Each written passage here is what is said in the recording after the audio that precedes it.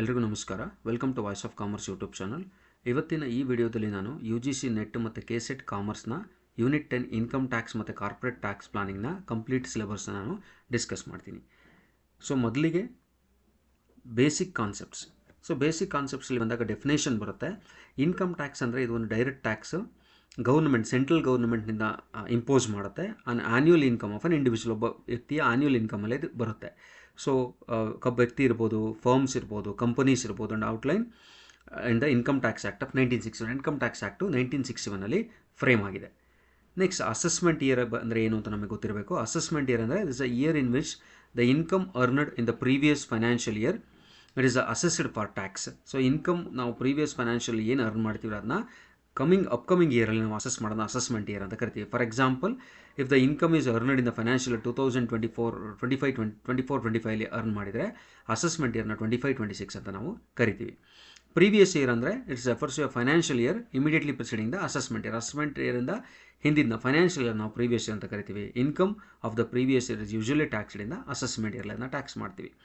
Person ಅಂದರೆ in the tax context person includes individual, Hindu undivided family, companies ಇರ್ಬೋದು, firms, associations and other artificial judicial person, ಎಲ್ಲರೂ ಕೂಡ ಪರ್ಸನ್ನೇ ಆಗ್ತಾರೆ ಇಲ್ಲಿ. ನೆಕ್ಸ್ಟ್ ಹೆಡ್ಸ್ ಆಫ್ ಇನ್ಕಮ್ ಬಂದಾಗ ಇನ್ಕಮ್ನ ನಾವು 5 ಹೆಡ್ ಆಗಿ ಕ್ಲಾಸಿಫೈ ಮಾಡ್ತೀವಿ ಇನ್ಕಮ್ ಟ್ಯಾಕ್ಸಲ್ಲಿ. Salary, income from house property, profits and gains of business or profession, capital gain and income from other sources. 5 head of ಇನ್ಕಮ್ಗಳನ್ನು ನಾವು ಕ್ಲಾಸಿಫೈ ಮಾಡ್ತೀವಿ.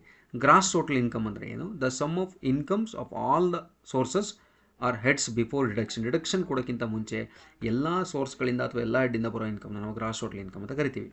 ನೆಕ್ಸ್ಟ್ ಟ್ಯಾಕ್ಸಬಲ್ ಇನ್ಕಮ್ ಅಂದರೆ gross total income minus deduction under section 80C to 80U. 80Cಯಿಂದ 80Uವರೆಗೂ ಏನೇನು deduction ನಾವು ಕೊಡ್ಬೋದು, ಆ ಡಿಡಕ್ಷನ್ನ ಕೊಟ್ಟ ಮೇಲೆ ಉಳಿಯುವಂಥ ನಾವು ಟ್ಯಾಕ್ಸಬಲ್ ಇನ್ಕಮ್ ಅಂತ ಕರಿತೀವಿ. ಸೊ ಇದೆಲ್ಲ ಬೇಸಿಕ್ ಇನ್ಫಾರ್ಮೇಷನು ನಮಗೆ ಗೊತ್ತಿರಬೇಕು ಇನ್ಕಮ್ ಟ್ಯಾಕ್ಸಲ್ಲಿ. ನೆಕ್ಸ್ಟ್ ರೆಸಿಡೆನ್ಷಿಯಲ್ ಸ್ಟೇಟಸ್ ಅಂತ ಬಂದರೆ ಏನು?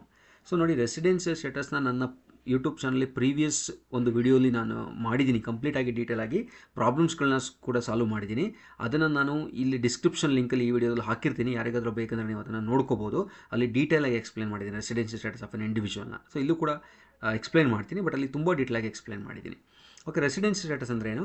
Importance determines which incomes are taxable in India for an individual or entity. So ಯಾವ ಇಂಡಿವಿಜುವಲ್ಗೆ ಮತ್ತು ಎಂಟಿಟಿಗೆ ಯಾವುದು ಟ್ಯಾಕ್ಸಬಲ್ ಇನ್ಕಮು ಟ್ಯಾಕ್ಸಬಲ್ ಆಗುತ್ತೆ ಅಂದರೆ ಡಿಟರ್ಮೈನ್ ಮಾಡುತ್ತೆ. ಸೊ ಟೈಪ್ಸ್ ಬಂದಾಗ ರೆಸಿಡೆಂಟ್, ಅದರಲ್ಲಿ ಆರ್ಡಿನರಿ ರೆಸಿಡೆಂಟ್ ಬರ್ತಾನೆ. ಟ್ಯಾಕ್ಸ್ಡ್ ಆನ್ ಗ್ಲೋಬಲ್ ಇನ್ಕಮ್ ಬರುತ್ತೆ ಆರ್ಡಿನರಿ ರೆಸಿಡೆಂಟ್ ಆದಾಗ. Resident but not ordinary resident, that is RNOR ಬರುತ್ತೆ. Taxed on income earned or received in India and income from a business controlled in India ಬರುತ್ತೆ. Next non resident ಬಂದಾಗ taxed only in income earned or received in India.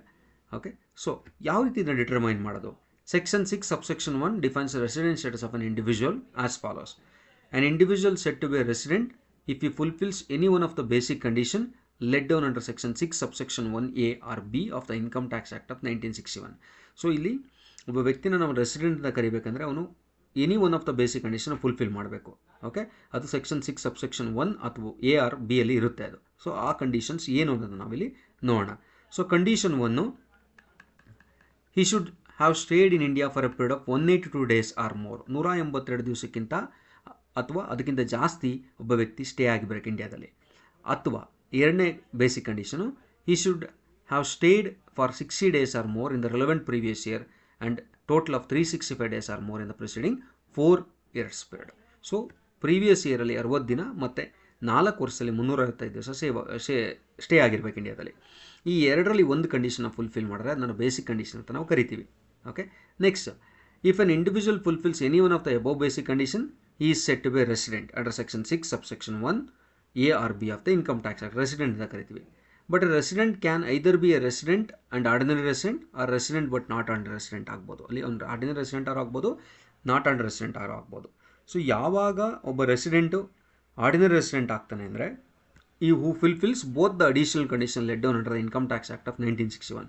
ಅವನು any one of the basic condition ಮತ್ತು 2 additional ಕಂಡೀಷನ್ನ fulfil ಮಾಡಿದ್ರೆ ನಾವು ಅವನ್ನ resident and ordinary resident ಅಂತ ಕರಿತೀವಿ. ಅಡಿಷನಲ್ ಕಂಡೀಷನ್ಸ್ ಏನಂದರೆ, so he has been a resident in India in 2 out of 10 previous year preceding the relevant previous year. ಅಂದರೆ financial ಇಯರ್ನ ಬಿಟ್ಟು ಅಲ್ಲಿ ಹಿಂದಿನ 10 ವರ್ಷಗಳಲ್ಲಿ ಅವನು 2 ವರ್ಷ ರೆಸಿಡೆಂಟ್ ಆಗಿರಬೇಕು. ಮತ್ತು ಇನ್ನೊಂದು additional condition, he has been India for a period of amounting to all 730 days or more during the 7 previous year preceding the relevant previous year. ಅದ್ರ ಜೊತೆಗೆ 730 ದಿನ ಒಟ್ಟಿಗೆ ಇರಬೇಕಂತೇನಿಲ್ಲ, ಗ್ಯಾಪ್ ಇದ್ರೂ ಪರವಾಗಿಲ್ಲ. ಅವನು 7 ವರ್ಷದಲ್ಲಿ ಫೈನಾನ್ಷಿಯಲ್ ಇಯರ್ನ ಬಿಟ್ಟು ಹಿಂದಿನ ಫೈನಾನ್ಷಿಯಲ್ನ ಬಿಟ್ಟು ಅಲ್ಲಿ ಹಿಂದಿನ 7 ವರ್ಷದಲ್ಲಿ 730 ಡೇಸ್ ಇದ್ದರೆ ಅದು ಕೂಡ ಕೌಂಟ್ ಆಗುತ್ತೆ. If the resident fulfils both the above additional condition is to be resident and ordinary resident. So ಒಂದು ಬೇಸಿಕ್ ಕಂಡೀಷನ್ 2 ಅಡಿಷನಲ್ನ ಫುಲ್ಫಿಲ್ ಮಾಡಿದ್ರೆ ರೆಸಿಡೆಂಟ್ ಆ್ಯಂಡ್ ಆರ್ಡಿನರಿ ರೆಸಿಡೆಂಟ್ ಅಂತ ಕರಿತೀವಿ. Next, but if the resident fulfils only one or none of the additional condition, basic condition fulfil ಮಾಡ್ತಾನೆ but one of or none of the additional ಕಂಡೀಷನ್ನ fulfil ಮಾಡಿದ್ರೆ said to be resident but not ordinary resident under section 6 subsection 6 of the act. ಅವನ್ನ ನಾವು resident and not ordinary resident ಅಂತ ಕರಿತೀವಿ.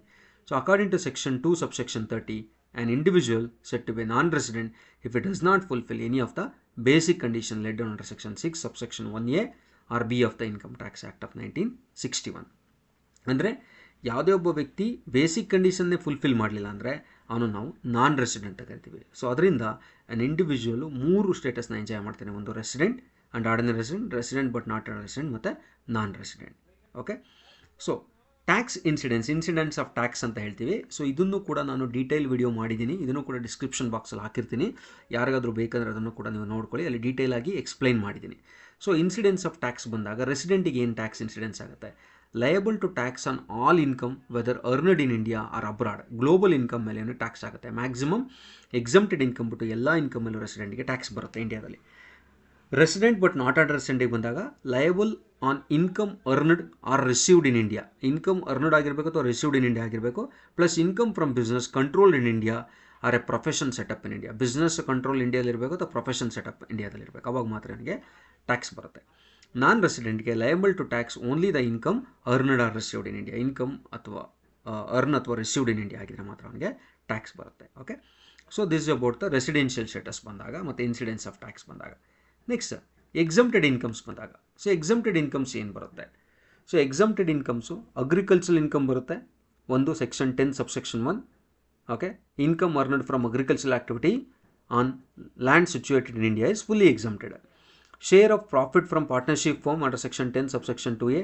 Any share of profit received by a partner from a partnership firm is tax exempted as the firm income is taxed separately. A separate tax ಆಗುತ್ತೆ ಅದರಿಂದ.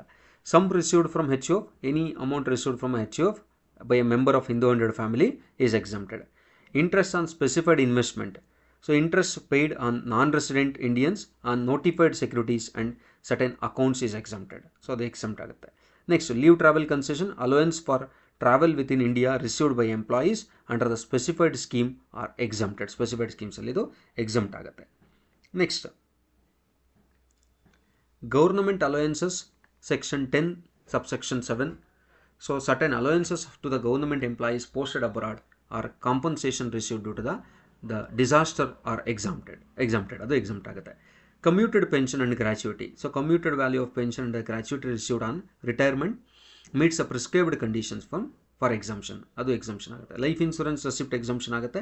Amount received under the life insurance policy including bonus are exempted subject to condition. Provident fund received receipts, payment from the provident and superannuation funds meet exemptions norms. House rent allowance, HRA received by the salaried employees exempted up to the prescribed limit. Scholarship, educational scholarship received by the student for specified courses are fully exempted. Income of certain institutions, income of scientific research association, charitable trust and notified organization exempted subject to the condition laid down in section 10.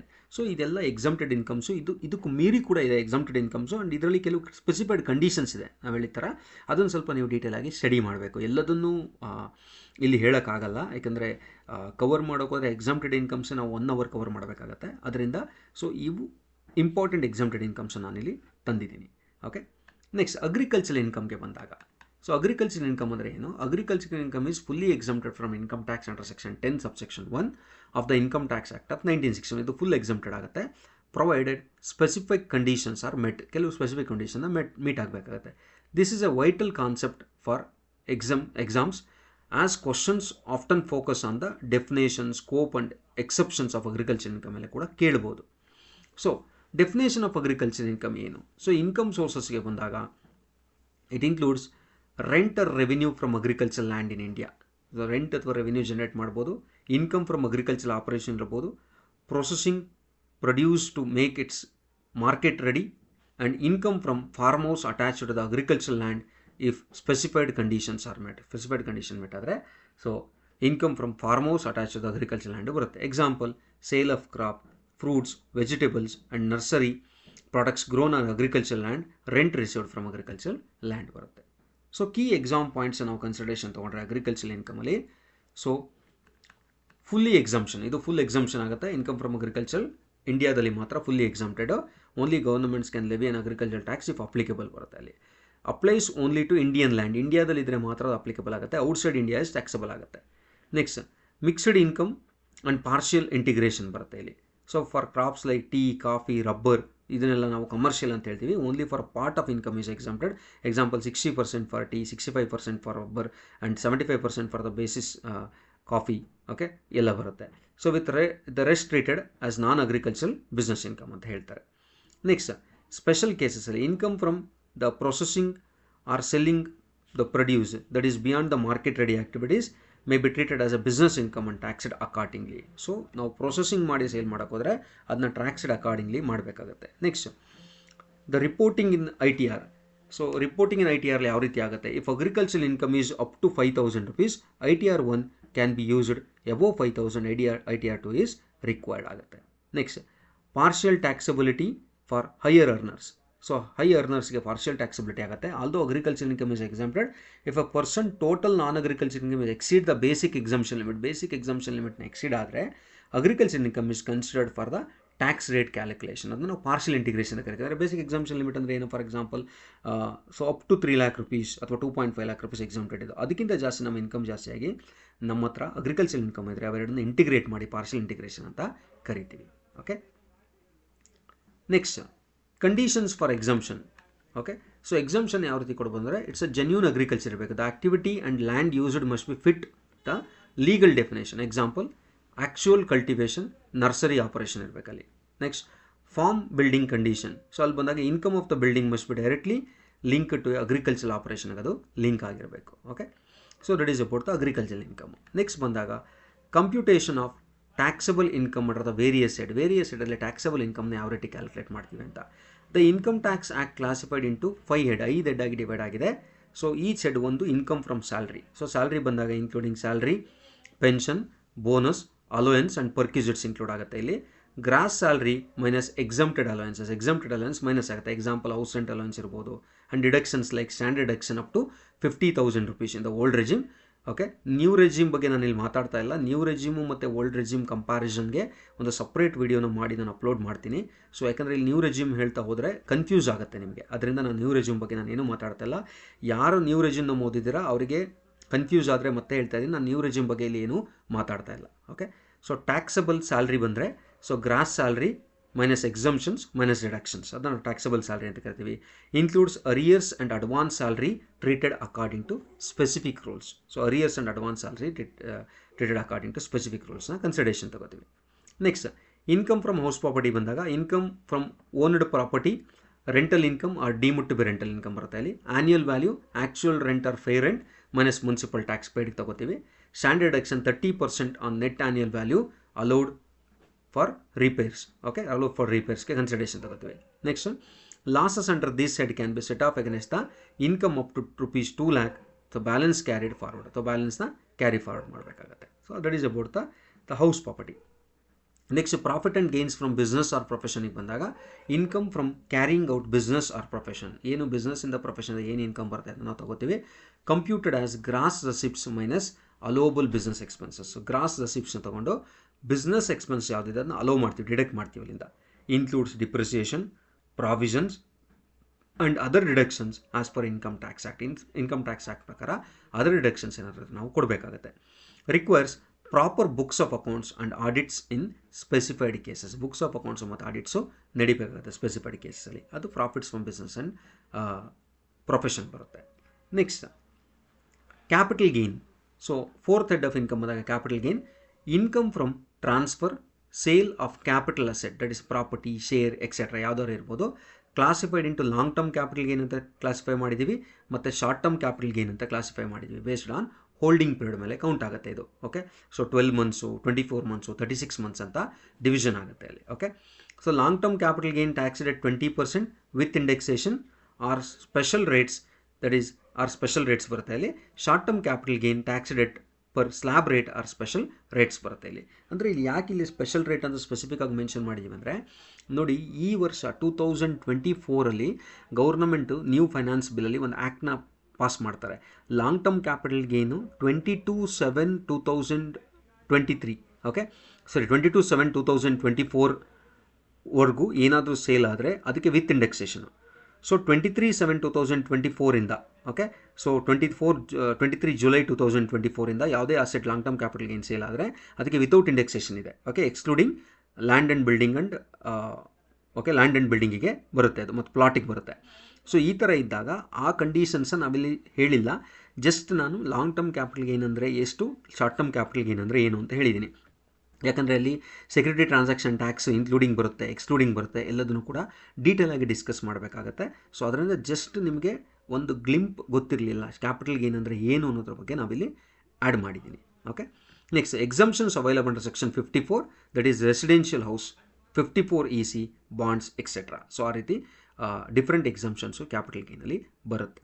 Next income from other sources, last head of income. So income from other source ಬಂದಾಗ the residual income not covered under above heads, ಮೇಲೆ ಯಾವ ಹೆಡ್ಡಲ್ಲೂ ಬರದೇ ಇರೋವಂಥ income ಒಬ್ಬ ವ್ಯಕ್ತಿ earn ಮಾಡಿದರೆ ಅದನ್ನ income from other ಸೋರ್ಸಲ್ಲಿ ತೋರಿಸ್ತೀವಿ. ಇನ್ಕ್ಲೂಡ್ಸ್ ಇಂಟ್ರೆಸ್ಟ್ ಇರ್ಬೋದು, ಸೇವಿಂಗ್ ಬ್ಯಾಂಕ್ ಇಂಟ್ರೆಸ್ಟ್ ಇರ್ಬೋದು, ಪೋಸ್ಟ್ ಆಫೀಸ್ ಇಂಟ್ರೆಸ್ಟ್ ಇರ್ಬೋದು, ಡಿವಿಡೆಂಡ್ಸ್ ಇರ್ಬೋದು, lottery tickets winning from lottery ಇರ್ಬೋದು, ಗಿಫ್ಟ್ಸ್ ಇರ್ಬೋದು, ಕ್ರಾಸ್ವರ್ಡ್ ಪಜಲ್ಸ್ ಇರ್ಬೋದು, ಹಾರ್ಸ್ ರೇಸ್ ಇರ್ಬೋದು, ಗ್ಯಾಂಬ್ಲಿಂಗ್ ಇರ್ಬೋದು, anything can be included. So gross income minus allowable deduction, okay, like interest on borrowing from income generation for income generation. So ಈ ರೀತಿ so gross income minus allowable deduction ಯಾವ್ದನ್ನ ಕೊಡ್ಬೋದು ಅದನ್ನ deduct ಮಾಡಿ ನಾವು income from other ಸೋರ್ಸ್ನ calculate ಮಾಡ್ತೀವಿ. So ಇದು this are the 5 heads of income. So no set off losses against the other heads except business loss. Business loss except ಮಾಡಿದ್ರೆ ಬೇರೆ ಹೆಡ್ಡನ್ನು ಸೆಟ್ ಆಫ್ ಮಾಡೋಕ್ಕೆ ಆಗಲ್ಲ ಇಲ್ಲಿ ಇನ್ಕಮ್ ಫ್ರಮ್ ಅದರ್ ಸೋರ್ಸಲ್ಲಿ ಅಂತ ಅವರು ಹೇಳ್ತಿದ್ದಾರೆ. Okay, next steps for computing total taxable income. Total taxable ಇನ್ಕಮ್ನ calculate ಮಾಡೋಕ್ಕೆ ಯಾವ ಸ್ಟೆಪ್ಸ್ನ ನಾವು ಫಾಲೋ ಮಾಡಬೇಕಾಗುತ್ತೆ. ಒಂದು, calculate income separately under each head ಇನ್ಕಮ್ಗಳನ್ನ ಸಪ್ರೇಟಾಗಿ ಕ್ಯಾಲ್ಕುಲೇಟ್ ಮಾಡ್ಕೋಬೇಕು. ಆ್ಯಸ್ ಅಂತ ಶೋ ಮಾಡಿದ ಥರ 1 to 5 head, salary, house property, business or profession, okay, capital gain, income from other sources, okay, ಎಲ್ಲದನ್ನೂ ಕೂಡ ಸಪ್ರೇಟಾಗಿ ಕ್ಯಾಲ್ಕುಲೇಟ್ ಮಾಡಬೇಕು. Adjust for clubbing of income where applicable, ಎಲ್ಲಾದರೂ ಕ್ಲಬ್ಬಿಂಗ್ ಆಫ್ ಇನ್ಕಮ್ನ ಮಾಡೋಕ್ಕೆ ಚಾನ್ಸಸ್ ಇದ್ದರೆ ಅದನ್ನ ಅಡ್ಜಸ್ಟ್ ಮಾಡಬೇಕಾಗತ್ತೆ. And set off losses as per the rules with in the across heads. So ನಾವೇನಾದ್ರು ಸೆಟ್ ಆಫ್ ಮಾಡೋಕ್ಕೆ ಚಾನ್ಸ್ ಇದೆ ಅಂದರೆ ಲಾಸ್ಟ್ ಇಯರ್ ಲಾಸ್ನ ಈ ಇಯರ್ ಸೆಟ್ ಆಫ್ ಮಾಡೋ ಚಾನ್ಸ್ ಇದೆಯಾ, ಅಥವಾ ಈ ಇಯರ್ ಲಾಸ್ನೇ ಬೇರೆ ಹೆಡ್ಡಿಂದ ಸೆಟ್ ಆಫ್ ಮಾಡೋಕ್ಕೆ ಚಾನ್ಸ್ ಇದ್ದರೆ ಅದನ್ನ ಸೆಟ್ ಆಫ್ ಮಾಡಬೇಕಾಗತ್ತೆ. Next, aggregate net income from all the head to arrive at gross total income. All the ಹೆಡ್ನ ಟೋಟಲ್ ತೊಗೊಂಡು ಅದನ್ನ ಅಗ್ರಿಗೇಟ್ ಮಾಡಿ ಗ್ರಾಸ್ ಟೋಟಲ್ ಇನ್ಕಮ್ ಮಾಡಬೇಕಾಗತ್ತೆ. Next, deduct eligible deduction under chapter. So 6A example section 80C to 80U, 80C ಇಂದ 80Uಗೆ ಯಾವ್ದಾದ್ರು eligible deduction ಬಂದರೆ ಅದು ನಾವು ಕೊಡಬೇಕಾಗತ್ತೆ. The balance is total taxable income which is tax is computed. ಆ ಡಿಡಕ್ಷನ್ನ ಕೊಟ್ಟ ಮೇಲೆ ಬ್ಯಾಲೆನ್ಸ್ ಏನು ಬರುತ್ತೆ ಅದರ ಮೇಲೆ ನಾವು ಟ್ಯಾಕ್ಸ್ನ ಕ್ಯಾಲ್ಕುಲೇಟ್ ಮಾಡಬೇಕು. ಇದು steps for computing the total taxable income. Next, deduction from gross total income. Gross total income ಅಂದರೆ ಏನು ಡಿಡಕ್ಷನ್ ಕೊಡ್ಬೋದು. ಸೊ ಇಲ್ಲಿ ಬಂದಾಗ chapter 6A overview, it contains various sections, most under section 80, allowing taxpayers to claim the deduction from their gross total income for specific investments, expenses and contributions leading to reduced taxable income and tax liability. ಇಲ್ಲಿ ಬೇರೆ ಬೇರೆ gross total ಇನ್ಕಮಿಂದ ಒಬ್ಬ ವ್ಯಕ್ತಿ invest ಮಾಡಿರೋಂಥ amount, expenses ಮಾಡಿರೋ amount, ಕಾಂಟ್ರಿಬ್ಯೂಷನ್ಸ್ಗಳನ್ನ ನಾವು deduction ಕೊಡ್ಬೋದು. ಯಾವುದು ಅಲೋಬಲ್ ಇದೆ ಆ್ಯಸ್ ಪರ್ ಇನ್ಕಮ್ ಟ್ಯಾಕ್ಸ್ ಲಾ ಅದನ್ನೆಲ್ಲ ಡಿಡಕ್ಟ್ ಮಾಡ್ಬೋದು. ಅದನ್ನು ಡಿಡಕ್ಟ್ ಮಾಡಿ ಬ್ಯಾಲೆನ್ಸ್ ನಾವು ಟೋಟಲ್ ಟ್ಯಾಕ್ಸಬಲ್ ಇನ್ಕಮ್ ಅಂತ ಕರಿತೀವಿ. ಸೊ ಬಂದರೆ key deduction and sanction of limits ಬಂದಾಗ, ಸೊ 80Cಗೆ ಬಂದಾಗ deduction up to 1.5 lakh per year ಬರುತ್ತೆ. ಯಾವುದು apply to investment like life insurance ಇರ್ಬೋದು, EPF ಇರ್ಬೋದು, PPF ಇರ್ಬೋದು, ನ್ಯಾಷನಲ್ ಸೇವಿಂಗ್ ಸರ್ಟಿಫಿಕೇಟ್ ಇರ್ಬೋದು, tuition fee, principal repayment of home loan, fixed deposits, 5-year term and more ಇರ್ಬೋದು. Okay, 80CCC ಬಂದಾಗ deduction from contribution to certain pension funds. So combined limit 80C and 80CCD ಎರಡೂ ಸೇರಿ 1.5 lakh limit ಇರುತ್ತೆ. Next 80Dಗೆ ಬಂದರೆ contribution, 80CCDಗೆ ಬಂದರೆ contribution to the national pension scheme NPS, deduction of 10% of salary of employees at 20% of gross total income for others. So with in the overall limit 1.5 lakh with 80C and 80CC ಬರುತ್ತೆ. So additional deduction 50,000 rupees under the 80CCD 1B of NPS contribution over ATC limit. ATC limit ಮೇಲೆ 50,000 additional deduction ಕೊಡ್ತಾರೆ. Next 80D ಬಂದಾಗ deduction from health insurance premium paid for self, spouse, dependent children ಪೇರೆಂಟ್ಸ್ಗೆ pay ಮಾಡಿದ್ರೆ 80D deduction ಕೊಡ್ತಾರೆ. Up to 25,000 for individual below 6 years and 50,000 for senior ಸಿಟಿಸನ್ಗೆ 50,000 ರೂಪಾಯಿ ಕೊಡ್ತಾರೆ. Next 80Eಗೆ ಬಂದರೆ deductions for interest paid on education loan interest pay ಮಾಡಿದರೆ ಅದಕ್ಕೆ ಡಿಡಕ್ಷನ್ ಕೊಡ್ತಾರೆ. Available for up to 8 years from the year loan repayment starts. Year of loan repayment start ಆಗಿಂದ 8 years deduction available ಇರುತ್ತೆ. 80G deductions for donation to specified charitable institution and funds. Specified charitable ಇನ್ಸ್ಟಿಟ್ಯೂಷನ್ಗೆ donations ಕೊಟ್ಟರೆ ಅಥವಾ funds ಕೊಟ್ಟರೆ ಅದು deduction ಸಿಗುತ್ತೆ. Some donations eligible for 100% deduction and others are 50% subject to conditions. Section 80TTA reductions up to 10,000 rupees on interest income from saving bank account interest income ಮೇಲೆ 10,000 ಬರುತ್ತೆ. So other notable sections ಬಂದಾಗ 80GG ಬರುತ್ತೆ. Rent paid by those not receiving HRA. ಯಾರು HRA receive ಮಾಡ್ತಿಲ್ಲ ಅಂಥವ್ರಿಗೆ rent paid consideration. Section 80U deduction for persons with ಡಿಸೇಬಿಲಿಟಿಗೆ ಬರುತ್ತೆ. Section 80TTB deductions of up to ₹50,000 for interest income by senior citizen. So this are the important deductions ನಾನು discuss ಮಾಡಿದ್ದೀನಿ ಇಲ್ಲಿ. Okay, overall discuss ಮಾಡಿಲ್ಲ, important deductions ನಾನು discuss ಮಾಡಿದ್ದೀನಿ. Next assessment of individuals ಬಂದಾಗ, so assessment is a process by which the income tax department examines the income declared by an individual taxpayer. Income tax department examine ಮಾಡುತ್ತೆ ನಾನು declare ಮಾಡಿರೋ income ಕರೆಕ್ಟಾಗಿದೆಯಾ ಇಲ್ವಾ ಅಂತ ಹೇಳ್ಬಿಟ್ಟು. So verifies the deductions and exemptions claimed and determine the correct tax liability for the relevant assessment year. Relevant assessment ಇಯರ್ಗೆ ಎಷ್ಟು ಟ್ಯಾಕ್ಸ್ನ ಕರೆಕ್ಟಾಗಿ ಕಟ್ಟಬೇಕು ಅಂತ ಅವರು ವೆರಿಫೈ ಮಾಡ್ತಾರೆ. It is to ensure the declared income, deductions and tax paid are accurate, the preventing the tax evasion. So tax ಎವಿಷನ್ನ avoid ಮಾಡೋಕ್ಕೋಸ್ಕರ, ಓಕೆ, ಅಂಡರ್ ರಿಪೋರ್ಟಿಂಗ್ ಅಥವಾ ಟ್ಯಾಕ್ಸ್ ಎವಿಷನ್ ಅವಾಯ್ಡ್ ಮಾಡೋಕ್ಕೋಸ್ಕರ ಅವರನ್ನ ಪ್ರಾಪರಾಗಿ ಚೆಕ್ ಮಾಡ್ತಾರೆ. So process of individual income tax assessment ಯಾವ ರೀತಿ process ನಡೆಯುತ್ತೆ? ಸೊ ಫಸ್ಟ್ ಬಂದಾಗ ಫೈಲಿಂಗ್ ಇನ್ಕಮ್ ಟ್ಯಾಕ್ಸ್ ರಿಟರ್ನ್ನ ಫೈಲ್ ಮಾಡ್ತೀವಿ. ITRನ ಯಾವುದು ಅಪ್ಲಿಕಬಲ್ ಆಗುತ್ತೆ ಆ ಫಾರ್ಮ್ನ ತೊಗೊಂಡು ನಾವು ಫೈಲ್ ಮಾಡ್ತೀವಿ. ಫಾರ್ ಎಕ್ಸಾಂಪಲ್ ITR 1, 2 ಯಾವುದಾದ್ರು ಇರ್ಬೋದು. Okay, and claim reductions claim ಮಾಡ್ತಾರೆ. ಸೆಲ್ಫ್ ಅಸೆಸ್ಮೆಂಟ್ ಆಗುತ್ತೆ. Section 140A tax payer calculate their tax liability, pay advance tax or self-assessment tax if required and file their ITR. This is the first step before the official assessment. Next, processing of return ಬರುತ್ತೆ. The tax department process the return, verify the whatever the attachment ನಾವೇನು ಕೊಟ್ಟಿರ್ತೀವಿ arithmetic ಅಕ್ಯುರೇಸಿನ check ಮಾಡ್ತಾರೆ. Information consistency and tax payment ಮಾಡ್ತಾರೆ.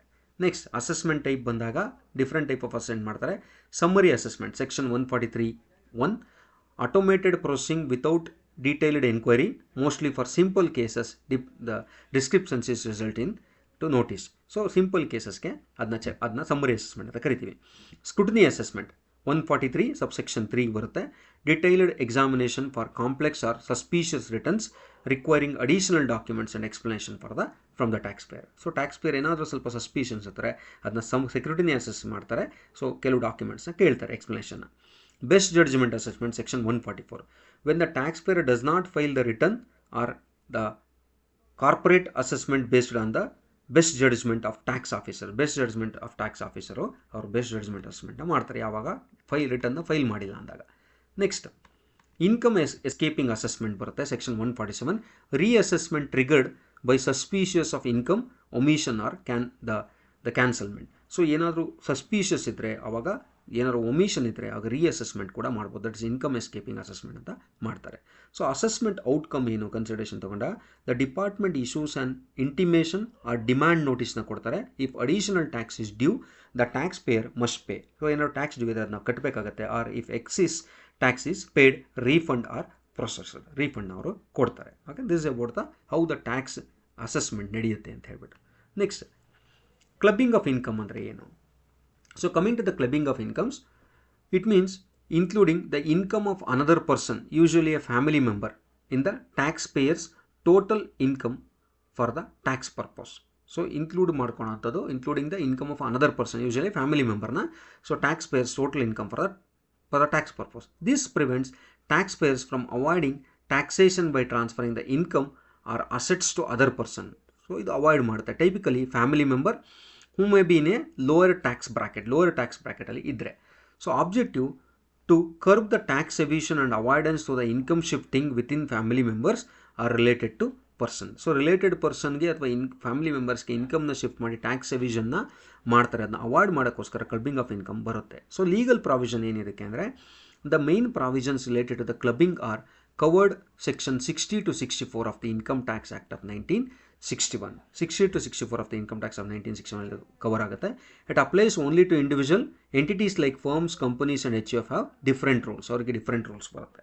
So important scenario of clubbing, scenario ಏನು ಬರುತ್ತೆ important scenario ಕ್ಲಬ್ಬಿಂಗಿಗೆ ಬಂದಾಗ, transfer of income without transferring asset. Section 60 ಇನ್ಕಮ್ನ transfer ಮಾಡಿದ್ವಿ, ಅಸೆಟ್ನ ಟ್ರಾನ್ಸ್ಫರ್ ಮಾಡ್ತಿಲ್ಲ. When income from asset is transferred but ownership is retained by the transferor, income is clubbed with the transferor's income. So income transferor income ge club ಆಗುತ್ತೆ.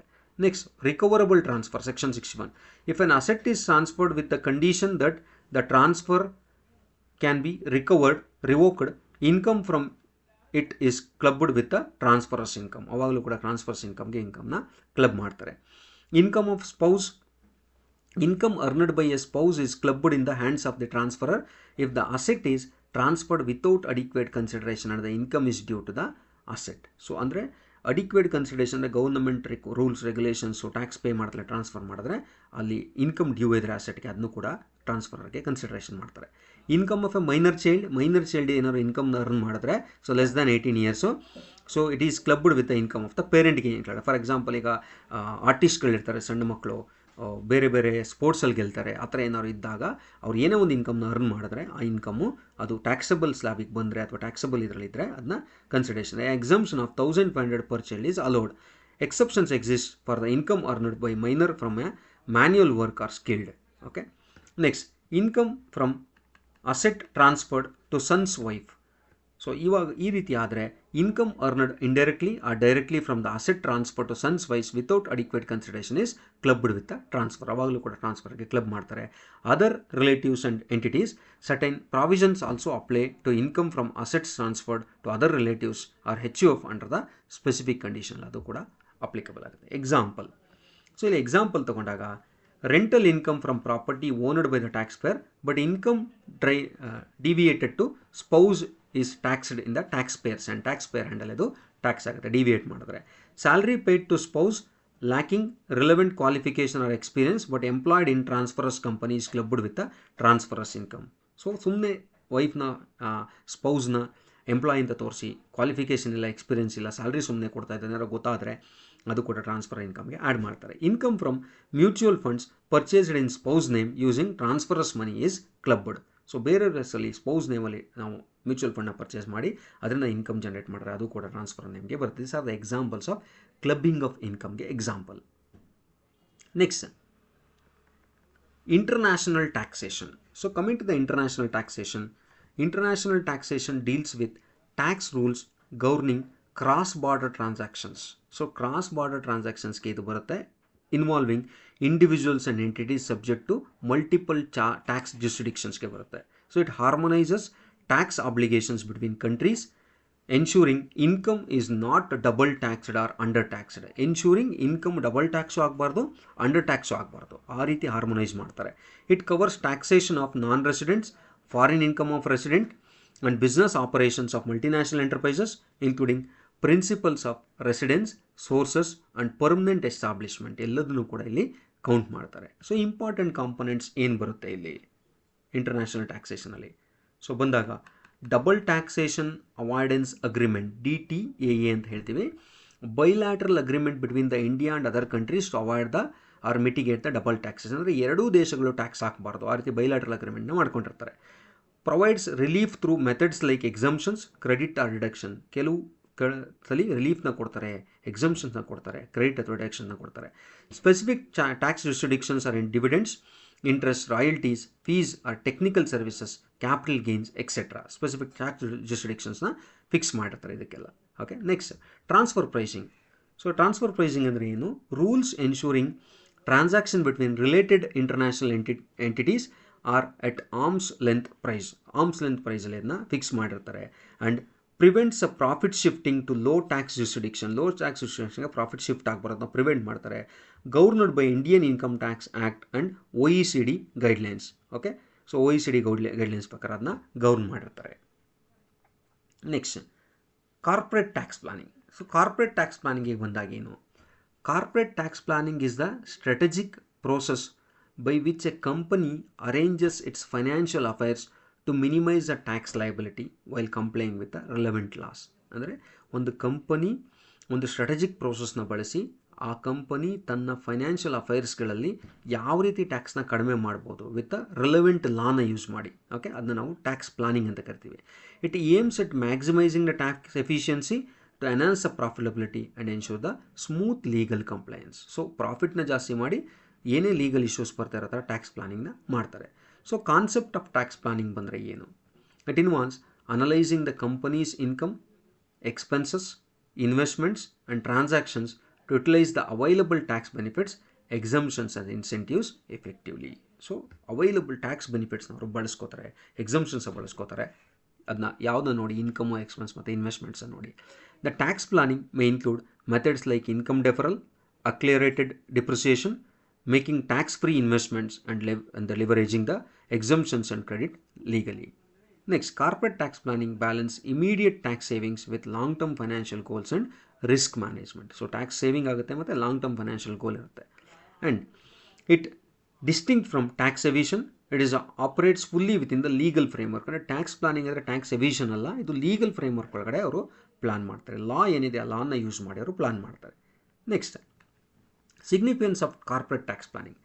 Tax liability reduction ಏನಕ್ಕೆ help ಮಾಡುತ್ತೆ? Helps reduce the direct tax payment, saving cost and increasing the profitability. Legal compliance ensure adherence to the tax law, avoid penalties and legal ಇಶ್ಯೂಸ್ನ avoid ಮಾಡುತ್ತೆ. Next, optimal utilisation leverages various deductions, incentives and benefits guaranteed by tax laws. So various reductions, ಇನ್ಸೆಂಟಿವ್ಸ್ನ ಅವರು optimal ಯುಟಿಲೈಸ್ನ ಮಾಡ್ಕೋಬೋದು. Next, financial planning ಮಾಡ್ಬೋದು. Facilitates efficient capital allocation and long-term sustainability. Next, risk management. Identify the tax-related risk and mitigates them through timely strategies. Next, competitive advantage ಬರುತ್ತೆ ಅವರಿಗೆ. Enable better resources management, contributing to business growth and expansion. So, through effective corporate tax planning. So, effective corporate tax planning ಮಾಡಿದ್ರೆ companies can not only save on taxes but also align their financial strategies for sustainable growth and legal security. So sustainable ಗ್ರೋತ್ನ ಕೂಡ ಅವರು ಆಗ್ಬೋದು. So ಇದು corporate tax planning ತುಂಬ important ಆಗುತ್ತೆ. ಯಾವುದೇ ಒಂದು ಕಂಪನಿ ಆದರೂ ಕೂಡ ಅವರು ಪ್ಲಾನ್ ಮಾಡಬೇಕಾಗುತ್ತೆ. Next, tax avoidance versus tax evasion. Tax avoidance ಅಂದರೆ ಏನು? ಟ್ಯಾಕ್ಸ್ ಎವಿಷನ್ ಅಂದರೆ ಏನು?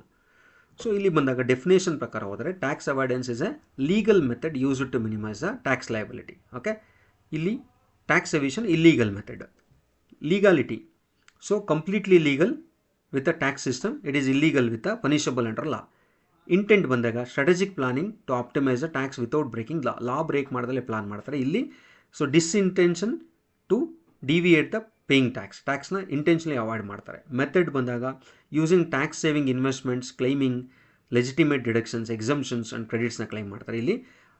ಇಲ್ಲಿ ಇನ್ಕಮ್ ಇನ್ಫ್ಲೇಷನ್ನು, ಎಕ್ಸ್ಪೆನ್ಸಸ್ಸು, ಓಕೆ, ಸೊ ಫೇಕ್ ರಿಸಿಪ್ಟ್ಸ್ಗಳನ್ನ ಕ್ರಿಯೇಟ್ ಮಾಡ್ತಾರೆ. ಸೊ ಹೆಡಿಂಗ್ ಫ್ಯಾಕ್ಟ್ಸ್ಗಳನ್ನ ಕ್ರಿಯೇಟ್ ಮಾಡ್ತಾರೆ. ನೆಕ್ಸ್ಟ್, ರಿಸ್ಕ್ ಬಂದಾಗ low and no legal risk ಇದೆ ಇಲ್ಲಿ ಟ್ಯಾಕ್ಸ್ ಅವಾಯ್ಡೆನ್ಸಲ್ಲಿ. ಇಲ್ಲಿ high risk, penalties, fines, prosecution and imprisonment ಕೂಡ ಇದೆ. ಎಥಿಕಲ್ ಆಸ್ಪೆಕ್ಟ್ಸ್ ಬಂದಾಗ considered acceptable and financial planning, ಇದು ಕನ್ಸಿಡರ್ಡ್ ಅಕ್ಸೆಪ್ಟಬಲ್, ಇದು unethical and fraudulent concept. Disclosure ಬಂದಾಗ full and transparent disclosure to tax authority, ಇದು concealment or misappropriation of the information ಆಗುತ್ತೆ.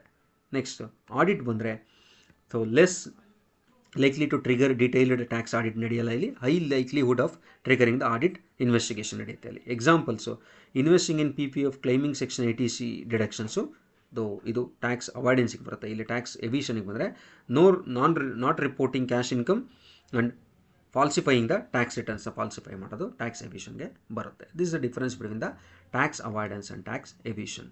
Next, techniques of corporate tax planning ಬಂದರೆ short term tax planning, focus on minimizing the tax liability within the current or next financial year. So minimize ಮಾಡೋಕ್ಕೆ focus ಮಾಡೋಂಥದ್ದು. Common for immediate tax saving without altering the long term business structure. So long term business ಸ್ಟ್ರಕ್ಚರ್ನ alter ಮಾಡ್ತಾ ಇರೋ ಥರ so common for immediate tax ಸೇವಿಂಗ್ಗೆ plan ಮಾಡೋದು. Example, claiming all eligible deduction timely, deferring income recognition to the next year, accelerating the expenses before the year end. Is are the example short term tax ಪ್ಲಾನಿಂಗ್ಗೆ. Long term tax ಪ್ಲಾನಿಂಗಿಗೆ ಬಂದಾಗ a strategic approach with a focus on the company's long term financial goal. So strategic approach ಇದು focus company's long term financial goal ಮೇಲೆ focus ಮಾಡ್ತಾರೆ. Start before the financial year start ಆಗುತ್ತೆ and involves structural changes to lower tax over multiple year. So structural changes ಮಾಡ್ತಾರೆ lower tax over the multiple ಇಯರ್ಗೆ. Example, changing company structure, opting for tax efficient investments, okay, converting owners to employees for beneficial tax treatment. So these are the long term tax planning examples. Next, permissive tax planning andre ಏನು? So unless legitimate exemptions, deductions and incentives explicitly allowed by tax law, okay, so that is the emphasizes the compliance while legally minimizing the tax outflow. So legal ಆಗಿ minimize ಮಾಡೋಂಥದ್ದು. Example, utilising section 80 deductions, tax credit and government subsidies, ಇದೆಲ್ಲ ಕೂಡ permissive tax planning. Purposive tax planning ಅಂದರೆ focus on tax planning aligned with corporate goals such as product diversification or the increasing the shareholders dividend. So ಅದನ್ನ ನಾವು purposive tax planning ಅಂತ ಕರಿತೀವಿ. This is often integrated into overall long term planning to optimise the tax according to business objective ಪ್ರಕಾರ ಟ್ಯಾಕ್ಸ್ನ consideration ಮಾಡೋಂಥದ್ದು. Next, income deferral. So income ಡೆಫರಲ್ಗೆ consideration ತಗೊಂಡ್ರೆ postponing recognition of income to the future year with the lower tax rates or favourable financial positions. So ಇಲ್ಲಿ postponing the recognition of income, so ಇನ್ಕಮ್ನ postpone ಮಾಡ್ಕೊಂಡು ಹೋಗ್ತಾರೆ. Recognition of income with the lower tax rates or favourable financial position. And techniques includes delaying the invoice issuance and project completion. So ಇಲ್ಲಿ ಇನ್ವಾಯ್ಸ್ನ delay ಮಾಡ್ತಾರೆ ಮತ್ತು project ಕಂಪ್ಲೀಷನ್ನ delay ಮಾಡ್ತಾರೆ. So ಆ income defer ಆಗ್ತಾ ಹೋಗುತ್ತೆ ಫ್ಯೂಚರ್ಗೆ, ಆಗ ಟ್ಯಾಕ್ಸ್ ಆ ವರ್ಷಕ್ಕೆ ಕಡಿಮೆ ಬರುತ್ತೆ.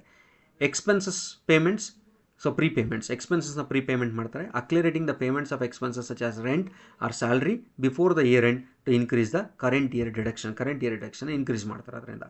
Transfer pricing, setting the prices for transactions between the related entities to allocate more profit to low tax jurisdictions within the multinational setup ಅಲ್ಲಿ ಆ ರೀತಿ ಟ್ರಾನ್ಸ್ಫರ್ ಪ್ರೈಸಿಂಗ್ನ ಯೂಸ್ ಮಾಡ್ತಾರೆ.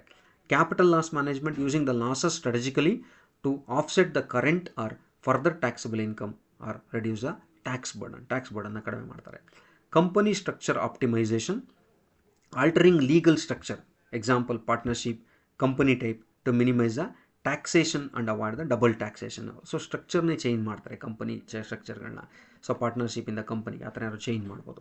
Next, lastly, utilisation of tax incentives, the ಲಿವರೇಜಿಂಗ್ the government provided incentives such as R&D credits, tax holidays, export incentives and special economic zone ಬೆನಿಫಿಟ್ಸ್ಗಳನ್ನು utilise ಮಾಡೋದು. ಇದೆಲ್ಲದನ್ನು use ಮಾಡಿ tax ಪ್ಲಾನಿಂಗ್ನ ಕಂಪನಿ ಮಾಡ್ಬೋದು. Next, tax considerations in specific business situations. ಅಲ್ಲಿ ಬಂದಾಗ ಯಾವ ರೀತಿ ಟ್ಯಾಕ್ಸ್ ಕನ್ಸಿಡರೇಷನ್ ಮಾಡಬೇಕು ಸ್ಪೆಸಿಫಿಕ್ ಬಿಸ್ನೆಸ್ ಸಿಚುಯೇಷನ್ಸ್ಲಿ ಅಂತ ಹೇಳ್ಬಿಟ್ಟು. So one is a make or buy decision. So make or buy decision ಅಂದರೆ ಇವರೇ ಮ್ಯಾನುಫ್ಯಾಕ್ಚರ್ ಮಾಡೋದು ಅಥವಾ ಕೊಂಡ್ಕೊಳೋದು ಹೊರಗಡೆ ಏನು ಅಂತಬಿಟ್ಟು.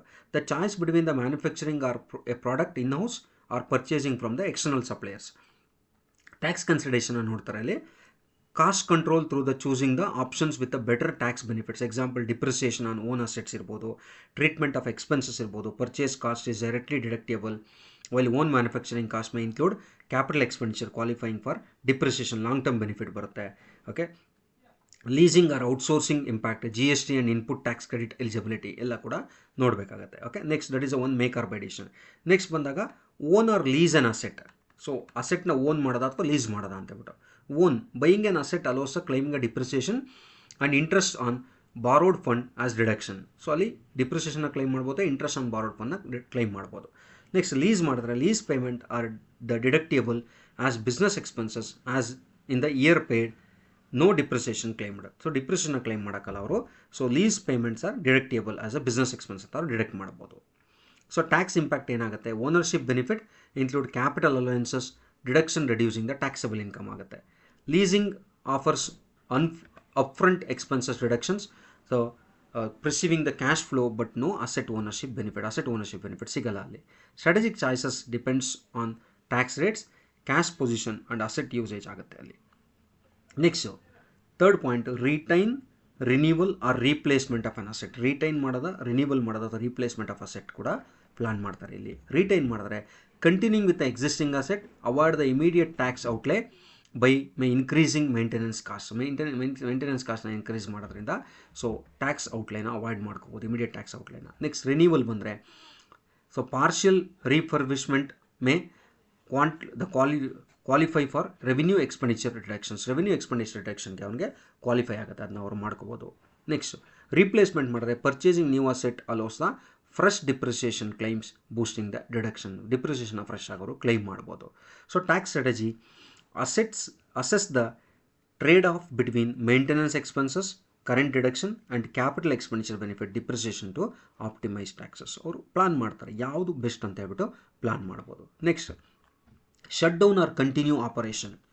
So shut down business concentration may trigger capital gains, tax on asset sales, carry forward losses can be utilized in the future income. So future ಇನ್ಕಮಲ್ಲಿ ಅದನ್ನ carry forward ಮಾಡ್ಬೋದು ಯಾವಾಗ ಶಟ್ ಡೌನ್ ಮಾಡಿದ್ರೆ.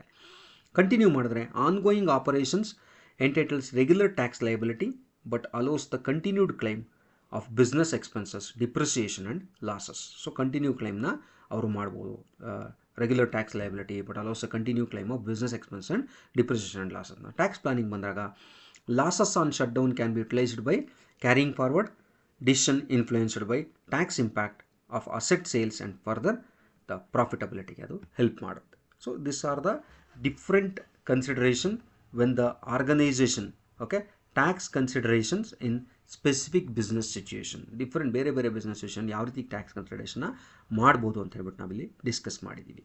Okay, so this are the 4 different considerations ಬರುತ್ತೆ. Next deductions and collection of tax at source, TDS and TCS ಅಂತ ಬರುತ್ತೆ. ಹಾಗಾದರೆ ಏನು?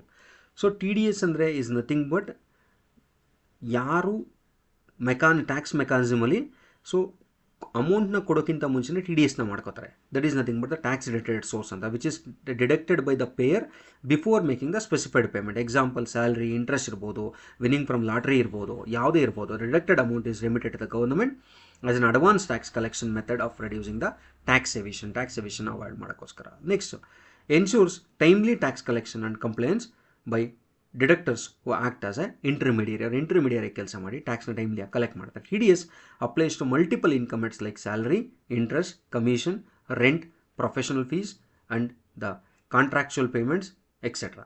So TCS tax collection at source is a tax collected by seller from buyer on specified goods. ಅವನು collect ಮಾಡ್ಕೋತಾನೆ. Deductor deduct the tax at rate prescribed ಅಂತ income tax act fix ಮಾಡೋ ರೇಟ್ನ collect ಮಾಡ್ತಾರೆ. Deposit it with the government and file the TDS returns quarterly. The deductee receives the TDS certificate via from Form 26AS ಅಲ್ಲಿ ನಮಗೆ details ಸಿಗುತ್ತೆ ಅದು. So failure to deduct or deposit the TDS can be lead to the penalties and interest ಕೂಡ ಬರುತ್ತೆ. Suppose for example ಈಗ ನೋಡಿ, winning from lottery ಆದರೆ full amount ಸಿಗಲ್ಲ, 30% TDS ಆಗುತ್ತೆ. ಆ ರೀತಿ ಎಕ್ಸಾಂಪಲ್. ಓಕೆ, ಸರ್ಟೆನ್ ಲಿಮಿಟ್ ಮೀರಿದ್ರೆ 30% TDS ಕೂಡ ಆಗುತ್ತೆ ಅಲ್ಲಿ. Okay, so it is about the TDS and TCS. Next advance payment of tax. Advance payment of tax ಅಂದರೆ ಏನು?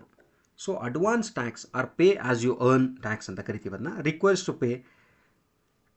Tax payers to pay their estimated tax liability in instalments during the financial year instead of lump sum at the year. ಒಂದೇ ಸಲ ಕಟ್ಟೋದು burden ಆಗುತ್ತೆ, ಅದಕ್ಕೆ ಇನ್ಸ್ಟಾಲ್ಮೆಂಟಲ್ಲಿ ಕಟ್ತಾವೆ. For example, ಒಬ್ಬ ವ್ಯಕ್ತಿ ಒಂದು ತಿಂಗಳಿಗೆ 1,50,000 ಸ್ಯಾಲ್ರಿ ತಗೋತಾ ಇದ್ದಾನೆ ಅಂದರೆ ಅವನು ಅದರಲ್ಲಿ ಸ್ವಲ್ಪ ಟ್ಯಾಕ್ಸ್ನ ಎಂಪ್ಲಾಯರ್ ಡಿಡಕ್ಟ್ ಮಾಡಿ ಗೌರ್ಮೆಂಟಿಗೆ ಕಳಿಸ್ತಾರೆ. ಓಕೆ, ಆ ರೀತಿ ಅದನ್ನ ಅಡ್ವಾನ್ಸ್ ಪೇಮೆಂಟ್ ಆಫ್ ಟ್ಯಾಕ್ಸ್ ಅಂತ ನಾವು ಕನ್ಸಿಡರೇಷನ್ ಮಾಡ್ಬೋದು. Who must pay individuals, professionals, businesses with tax liability exceeding 10,000 in year must pay the advance tax. Advance ಟ್ಯಾಕ್ಸ್ನ ಅವರು ಪೇ ಮಾಡಬೇಕಾಗುತ್ತೆ. ನಾವಾಗೇ ಕಟ್ಬೋದು ಅಥವಾ TDS ಮಾಡಿಕೊಂಡು ನಮ್ಮ ಎಂಪ್ಲಾಯರ್ ಕೂಡ ಕಟ್ತಾರೆ. ಸೊ ಡ್ಯೂ ಡೇಟ್ಸ್ ಬಂದರೆ 15% by 15th June, 15% by 15th Juneಗೆ every year, 45% by 15th September, 75% by 15th December, 100% by 15th March of the financial year. So ಅದರಲ್ಲಿ ಏನಾದ್ರು ಚೇಂಜಸ್ ಇದ್ದರೆ ನಾವು ರಿಟರ್ನ್ಸ್ನ ಫೈಲ್ ಮಾಡಿ ನಾವು ರೀಫಂಡ್ ಮಾಡ್ಕೋಬೋದು ಅಥವಾ ಎಕ್ಸ್ಟ್ರಾ ಕಟ್ಬೋದು. So benefits helps tax payers to avoid the interest, penalties on late payment and aids government in steady revenue collection. Government ಕೂಡ ರೆವಿನ್ಯೂ ಕಲೆಕ್ಷನ್ನ ಕರೆಕ್ಟಾಗಿ ಮಾಡ್ಬೋದು. That is about the advance payment of tax. Next e filing of income tax return. Income tax returns e filing ಅಂದರೆ ಏನು?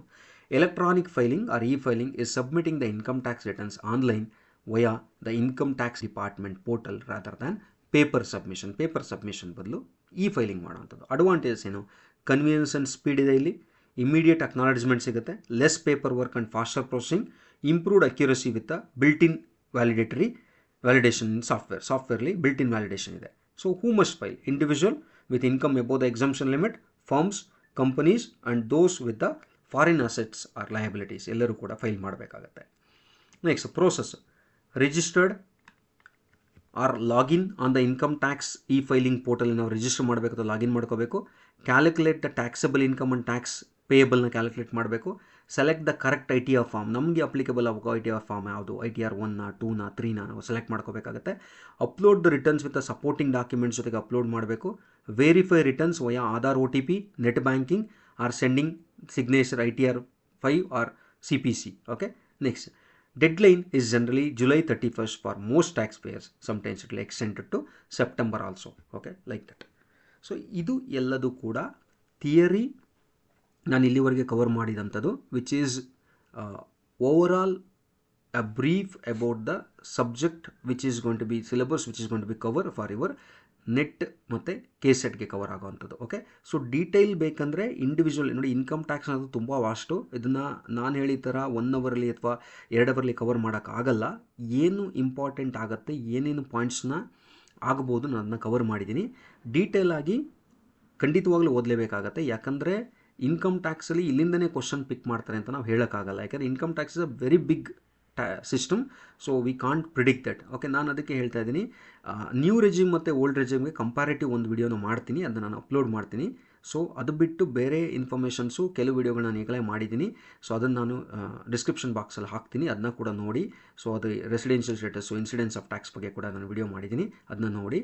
So ಅದು ಬಿಟ್ಟು ಈ ವಿಡಿಯೋದಲ್ಲಿ ಬನ್ನಿ ನಾವು ಪ್ರೀವಿಯಸ್ಲಿ ಇಯರಲ್ಲಿ ಏನು ಕ್ವಶನ್ನ ಕೇಳಿದ್ದಾರೆ, ಅದಕ್ಕೆ ರೈಟ್ ಆನ್ಸರ್ ಏನು, ಅದಕ್ಕೆ ಎಕ್ಸ್ಪ್ಲನೇಷನ್ ಏನು ಅಂತ ನೋಡೋಣ. Okay. So match the following and choose the correct answer ಅಂತ ಕೇಳಿದ್ದಾರೆ. ನೋಡಿ ಇಲ್ಲಿ list 1, list 2. Interest on deferment of advance tax, TDS certificate related to. Next self acquired property of HO of member is included in the income of section 80D income tax covered. So list 2 ಬಂದರೆ form 16 individuals income, section 234E of the income tax act of 1961 medical insurance premium ಅಂತ ಕೊಟ್ಟಿದ್ದಾರೆ. So ನಾವಿದರಲ್ಲಿ right answer list 1ಗೆ list 2 ಯಾವುದು right answer ಅಂತ match ಮಾಡಬೇಕು. So ಅವರು ಕೋಡ್ಸ್ನ ಕೊಟ್ಟಿದ್ದಾರೆ ಕೆಳಗಡೆ. ಸೊ ಇದಕ್ಕೆ ರೈಟ್ ಆನ್ಸರ್ ಯಾವುದು, ಯಾಕೆ?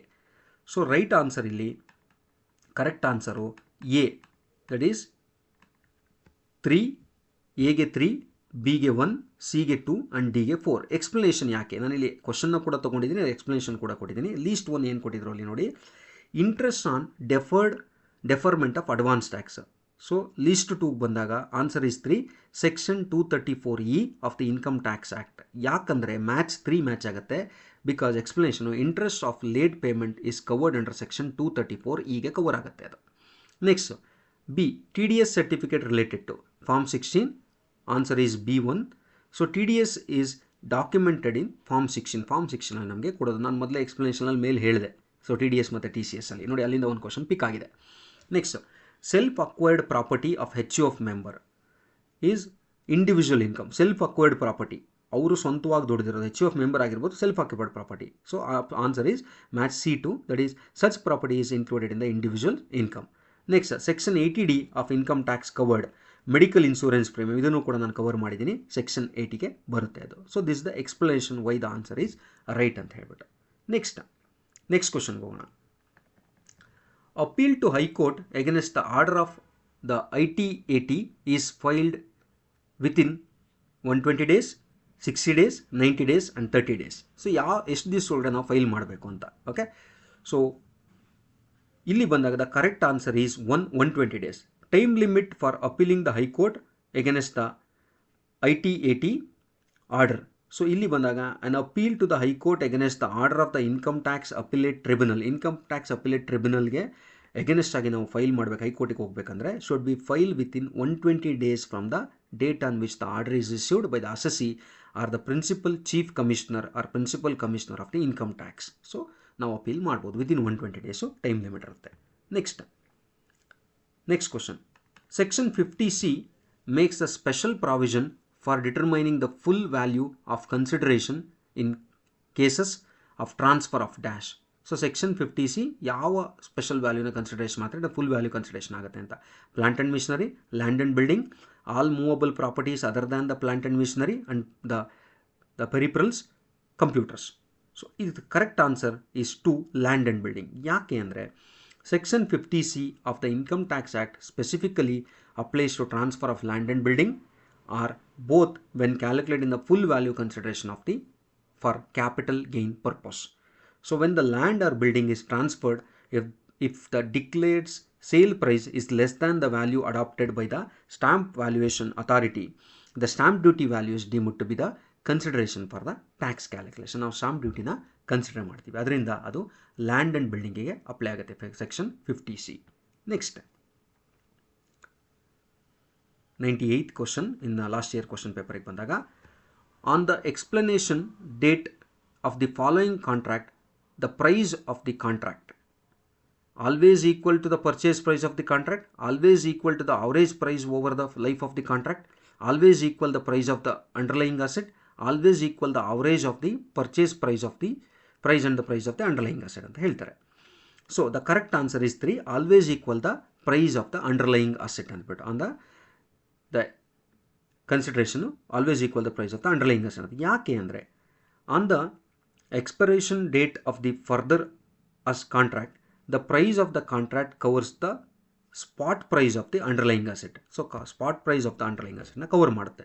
This is because the expiry, the opportunity for arbitrage disappears and hence the future price and the underlying asset price become equal. Future price ಮತ್ತು underlying asset price become equal ಆಗುತ್ತೆ. Okay, ಅಲ್ಲಿ arbitrage disappear ಆಗುತ್ತೆ. The purchase price or the average price over the life of the contract are irrelevant for the expiry days settlement. So purchase price ಮತ್ತು average price over the life of the contract are irrelevant ಆಗುತ್ತೆ for the expiry day settlementಗೆ. So ಅದರಿಂದ ಅದು ನಮಗೆ ಆಪ್ಷನ್ನು always equal to the price of the underlying asset ಬರುತ್ತೆ. Next question, therefore on expiry of the further contract price is always equal to the price of the underlying asset ಅಂತ ಹೇಳ್ತಾರೆ. Next question ಏನು ಬಂದರೆ, which of the following is not a revenue receipt. Revenue receipt ಯಾವುದಲ್ಲ ಅಂತ ಕೇಳ್ತಿದ್ದಾರೆ. Compensation received for the loss of a capital asset, compensation received for a damage or loss of a trading asset, profit on purchase and sale of shares by the share broker on his own account, income from letting out building owned by company to its employees, etc. So option ಕೊಟ್ಟಿದ್ದಾರೆ ಅಲ್ಲಿ. So correct answer is 1 only. ಯಾಕೆ 1 only ಅಂದರೆ compensation received for the loss of capital ಅಸೆಟ್ಟೇ it's not a revenue asset ಅಂತ ಹೇಳ್ತಾರೆ. ಯಾಕಂದರೆ compensation received for loss of capital asset that is capital receipt and not a revenue receipt. Next, compensation received for damage of loss of trading asset is a revenue receipt because it is related to the business operation and trading asset. Next, profit from purchase of sale of shares by a broker on own account, it is also revenue receipt. It is arises from regular trading activity. Next, income from letting out of the building owned by a company, it is a revenue receipt and tax under the house property or business income. So ಅದರಿಂದ option 1 is the right answer. And last question, an authority of advance shall have the following power: discovery and inspection, enforcing and attendance of a person and examining him an oath, compelling the production of books and accounts and other documents. Select the correct answer ಅಂತ ಕೇಳಿದ್ದಾರೆ. So correct answer is 4, 1, 2 and 3. So all 3 are correct. Explanation ಯಾಕೆ ಅಂದರೆ powers of authority of advance, an authority for advance ruling has all the powers of a civil court under the Civil Code of Civil Procedure 1908, which include discovery of and inspection, enforcing and attendance of a person and examination him an oath, compelling the production of books and accounts and other documents. So ಇದರಿಂದ option 3 ಕೂಡ right ಆಗುತ್ತೆ, 1, 2 and 3. Okay, so ಈ ಕ್ವಶನ್ಸ್ಗಳು, ಈ 5 ಕ್ವಶನ್ಸ್ಗಳು 2024 KCET ಅಲ್ಲಿ ಕೇಳಿರುವಂಥ ಕ್ವಶನ್ನು related to income tax. Okay, so ನಾನು complete ಸಿಲೆಬಸ್ನ ಕವರ್ ಮಾಡಿದ್ದೀನಿ, ಎಷ್ಟು ಆದಷ್ಟು ಬ್ರೀಫಾಗಿ ನಾನು ಕವರ್ ಮಾಡಿದ್ದೀನಿ. ಮತ್ತು ಲಾಸ್ಟ್ ಇಯರ್ ಕ್ವಶನ್ಸ್ ಕೇಳಿರೋಂಥ ಕ್ವಶನ್ಸು ಕೂಡ ಕವರ್ ಮಾಡಿದ್ದೀನಿ. ಹೋಪ್ ಇದು ಯಾರ್ಯಾರು KCET ನೆಟ್ಗೆ ಓದ್ತಾ ಇದ್ದಾರೆ ಅಂಥವ್ರಿಗೆ ಅನುಕೂಲ ಆಗುತ್ತೆ ಅಂತ ಅಂದ್ಕೊಂಡು ಈ ವಿಡಿಯೋನ ಮಾಡಿದ್ದೀನಿ. ಸೊ ಈ ವಿಡಿಯೋನ ಯಾರು ನೋಡಿದ್ರು ಕೂಡ, ಯಾರು ನಿಮ್ಮ ಕಾಂಟ್ಯಾಕ್ಟ್ಸಲ್ಲಿದ್ದಾರೆ ಅಂಥವ್ರಿಗೆ ಶೇರ್ ಮಾಡಿ, ಎಲ್ಲರಿಗೂ ಅನುಕೂಲ ಆಗಲಿ. ಸೊ ಇದೇ ರೀತಿ ಇನ್ಫಾರ್ಮೇಟಿವ್ ವಿಡಿಯೋಗಳ ಜೊತೆ ಮತ್ತೆ ಬರ್ತೀನಿ. ಎಲ್ಲರಿಗೂ ಕೂಡ ಒಳ್ಳೆಯದಾಗಲಿ. So all the best for KCET and NET. Thank you.